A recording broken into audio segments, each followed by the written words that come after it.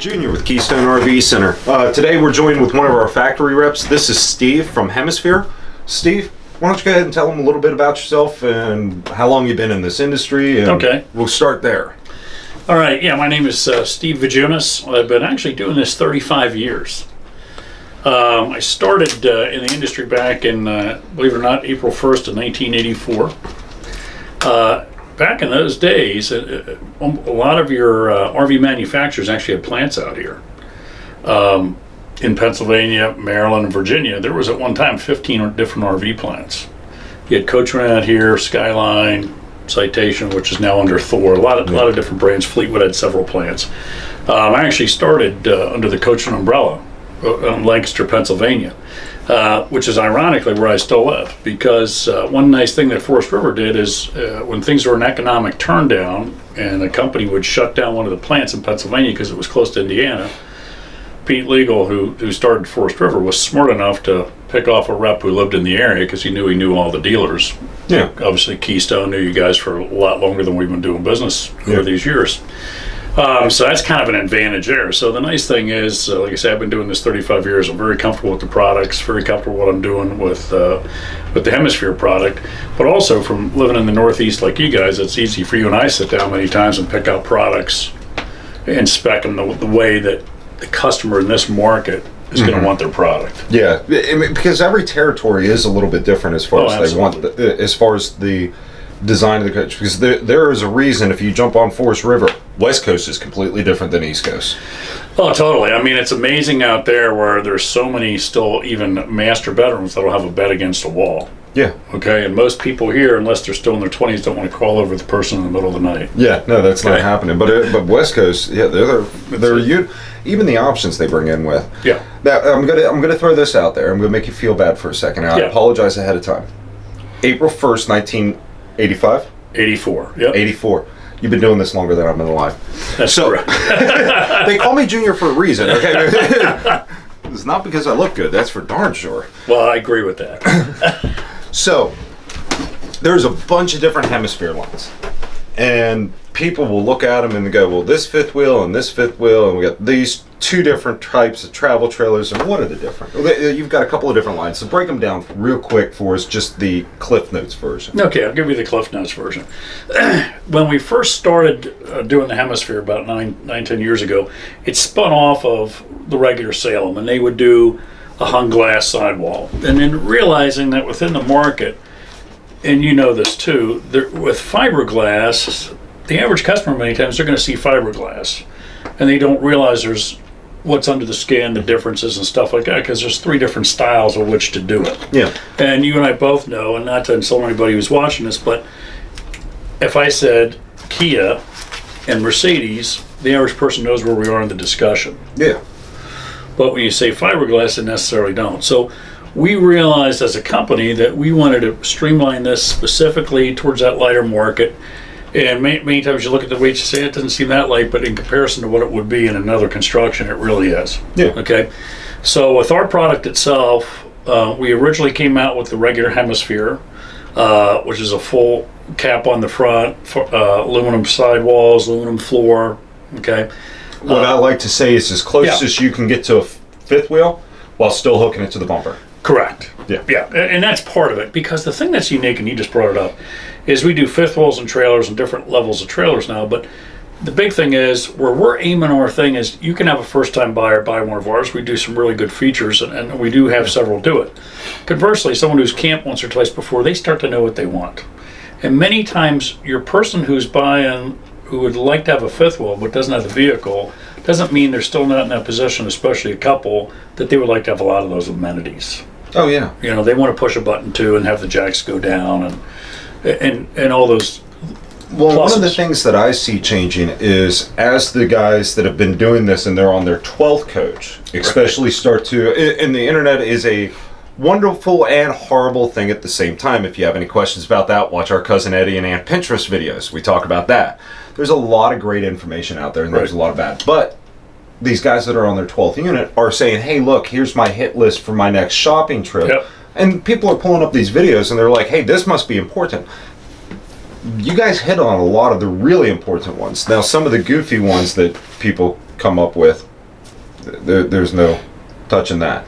But you still integrate so many features into it. One thing I do want to jump back to, I wrote it down. 3 types of fiberglass. This is a complete educational channel, so me and you know what we're talking about there. Let's tell the people the different types of fiberglass. All righty. And I made a comment earlier also saying that we used to do a hung wall. And so fiberglass itself, essentially what we do is all of us, it comes off a roll or a sheet, and then you take Luan or some sub-layer and spray the glues on that, and then it's bound to that, okay? Now, depending on the stiffness of it, you can do what's called a hung wall. So you could literally take a regular trailer that's built wood frame. Most of the trailers out there that are the lowest, when I say Kia before, they're going to be at the lowest price, are going to be the wood frame aluminum skin, or as we affectionately call them, stick and tin. Yeah. Okay? Yeah. And so rather than putting I the think aluminum... we've used that term on this channel before. Yeah, so I mean, so rather than just using the aluminum, you'll still build the cage wall, but then you'll go ahead and glue the fiberglass onto it each stud, okay? And then compress it for a certain period of time, and then it'll start to, we can take the backer plates off and it'll start to adhere. But it leaves you with a hollow wall. So there's some positive negatives of that, okay? But you're not really dropping weight, those type of items, okay? Then the next 2 ways is essentially is called a pinch roll or a vacuum bond, okay? And essentially, it's going to be the same thing. You're going to take that fiberglass with your backing on it, laid down, put glue on it, put the aluminum framing down, glue, styrofoam insulation, which is a huge thing, and you and I can talk about that, and that's put in between and the interior walls. Now, the pinch roll, essentially, if people remember, or even movies of the old ringer washers. Ringer washers, same way I describe it to customers. Yeah, so it goes right through there in the ringer washer. Okay, so it's just pressing it down. And one thing, like when we were all kids and we used Elmer's glue on paper, like a tab like this, you're always, so you don't get rabbit ears, you're making sure it gets down. Yeah. Same thing, we're pressing it. So that's what a pinch roll is.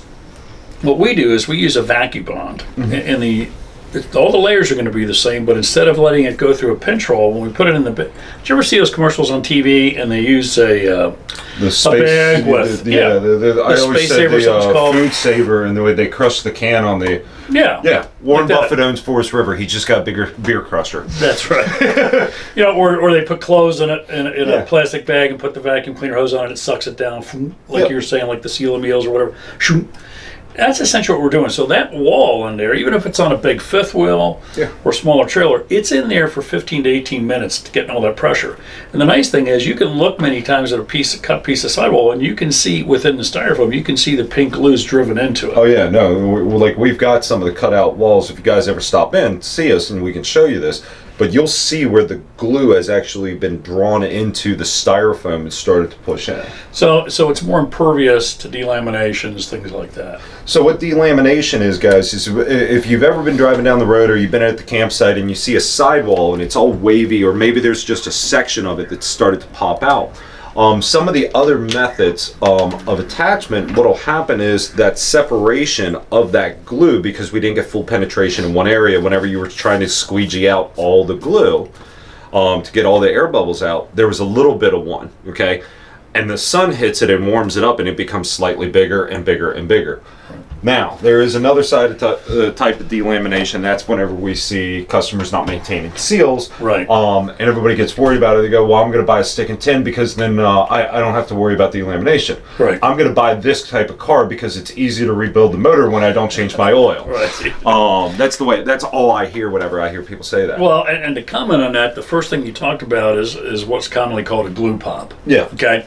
And because a lot of people will see that thing and they, oh my God, the delam, it's got water in it, I got issues. Yeah. It is not really changing the structural issue of the unit. Because like you said, it's normal on area. And then the way you can tell it's a glue pop is it's not going to just continue to expand forever. Yeah. With water, you're going to start seeing a difference. And that's where, like you just mentioned, the biggest key, and I don't care if it's on wood frame, aluminum skin, it's fiberglass, whatever. Maintenance is the biggest. Is the most important thing. We talk about it all the time. Every 90 days, check your sealants. We just got done doing a video where we talked about storing the camper outside. And if you're doing that, end of the season, get it pressure leak tested the way you guys do it at the factories before it leaves. Well, that's one of the nice things that I know we've kind of put together with the Hemispheres that come here to Keystone RV is whether it's the fifth wheels, all the regular Hemisphere trailers, have a roof ladder Oh yeah. on the back of the unit, so you can climb up there. On all the HyperLytes, it's all backed and ready for it if someone wanted to put it on. What's great about a rear ladder, as you know, is many times people are pulling out of the campground and they might hit something and say, well, when I get home, I'll get a ladder out. How many times does that happen? Yeah, well, and I'll be honest, and the ladders aren't just for looks. They're truly functional. Summertime around here, what we'll have is people will get in a unit and go, wow, this thing's really nice. I'm really thinking about this Hemisphere. I'll crack the roof vent open. Yeah, maybe they're looking by themselves or something like that, because we let them do that here. And they'll open the roof vent and they'll go, you know what, let's go buy it. Right. And they'll forget to close the roof vent. So anytime we have a storm rolling in, we have to do a roof vent check. Well, I'm not walking in 400 units and looking at every single roof vent. So what we do is I climb up on top of the roof and we'll look around. As Hemisphere ladders, I mean, coming in right around 300 pounds, and I can pretty much run up and down those things and get no flex to them whatsoever. They've got a nice big upswing to them, so getting up onto the roof and coming back down over isn't a difficult transition. And it's amazing how many people will... Okay, this may end up being 2 videos. And guys, perfectly fine, because we got a great discussion going. It's not, we haven't had a good fiberglass discussion about the way of the construction, and your years of expertise really does help with that. We're going to hit on one other thing I definitely want to hit on while we're still talking about construction of fiberglass versus sticking tins and why one's better than the other. Let's hit on the styrofoam insulation versus the fiberglass hung. Make sure we're understanding, we're talking about that pink stuff that you see the Pink Panther on that they staple. So go into that. It's the pink Corning fiberglass most of us have in our home. And I'll give you a perfect example of that. Is, the most comfortable place all of us feel is in our house. Okay? And we're heading into winter here, and you can be sitting there in January, February in your house, and your wall is this thick. Okay, and it's got wood trusses and it's got the insulation in there, the pink Corning insulation, like you were talking about by the Pink Panther. But you can sit there watching TV and you're warm and comfortable in the family room and put your hand on that wall that's several inches thick and it still feels cold because it's allowing that air in there. And they always say about air pockets and that. The advantage of the styrofoam is, I guess the best way to put it is this: you're a coffee drinker. Yeah. Okay. Most people have stopped at a convenience store. Which we're not store. drinking coffee, because Black Rifle Coffee still has yet to start sending us free coffee. No. Okay. Well, we are drinking clear liquid. Yeah. Anyway,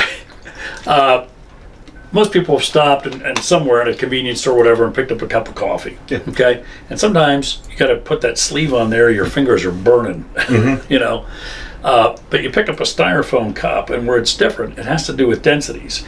It keeps whatever heat is to one side. So if it's hot coffee in there, it's staying on this side and the air stays here. The same thing is true on the trailer because we have a styrofoam wall there, so it helps keep the cold on one side, heat on the other, regardless whether you're doing air conditioning or heat. So your advantage of the styrofoam insulation is huge. Okay. And that's why, in fact, we do an aluminum framed vacuum bond floor in all of ours as well. Okay. So you got a barrier insulation there. You also have different layers of Luan, and as you know, plywood is made with Luan sheets. That's how they do it. So that's why they'll talk a 5-ply, 7-ply, whatever. It all has to do with the plies of that. So we're stacking several different plies of that when we vacuum bond even the floor itself. Oh yeah. Okay, so it's a much stronger floor. You're not going to get soft spots, weak spots in the floor then.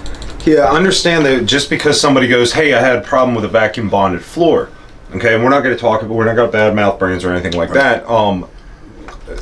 I can buy a watch from Walmart for $3.99, and you can buy a Rolex. I can't buy a Rolex. You can buy a Rolex. You've been doing this 35 years. He's got his 3 Mercedes parked out front out. No. But there's obviously... From Lancaster, that's a horse and buggy. There's obviously a quality difference between the $3.99 and the Rolex. And again, getting back into, you guys build fifth wheel quality in travel trailers. Correct. Even. You're going to see that across the board as far as construction. Where we sit at, probably right about 13 to 14. Yeah. Okay. Well, let's do this. We've hit on the types of insulation. We've hit really great on construction. We already hit some of the lines. So let's hit the major difference between HyperLytes and the regular hemispheres, and what type of hemispheres we're actually dealing with for the general public. All right, you know, I'm going to get to that, but I want to finish one real quick thing from that constructions thing. For years, we had offered, and still do, a sealed complete underbelly, and that's on all our products. We build the HyperLyte trailers, which is strictly trailers, and that's anywhere from the 17 to the 32 foot, and then above that, from 34 feet to 39 feet, actually, we build that regular hemisphere trailer, and then we do the fifth wheels, and we have 2 series of fifth wheels. But one thing that's common is we have always done a sealed underbelly, okay, where the tanks are completely enclosed on that, and it's a radiant heat, so anytime you're running the furnace, it sends heat down there. What we've added this year, which is great, is we also now do a heat pad on there. So every tank underneath where it's enclosed also has a heat pad. And whether that's our lesser expensive and lighter weight HyperLyte series, or the regular hemisphere, or the fifth wheel, or elite fifth wheel, which you and I will discuss. So the advantage of that is a lot of people in the Northeast here, they're going to say, hey, I'm going to go traveling, whatever. Well, it's great when you've got that furnace running, but when you turn it off, you don't want to head home with a block of ice. Yeah. So you can run the heat pads. And that's on any hemisphere product you look at, from smallest to largest. Even our 17 footers have that. Perfect. And I mean, that is a huge deal. All right, so what we're going to do, and Mark will understand here in a second. So we're possibly beginning coming out with another type of media. So if you're watching this on YouTube, guys, tune into the second video where we're going to get into the different product lines. We're going to ask a couple of other questions. One question that's, I don't know whether he's going to like me afterwards. I don't think he's going to hit me. If he does, I'm done. I can't move past these cabinets, I don't think. So stay tuned for that. Check out the next video. Guys, if you are watching on this other type of media that might be coming out, we're just going to roll straight into this. So Mark, this is our little break.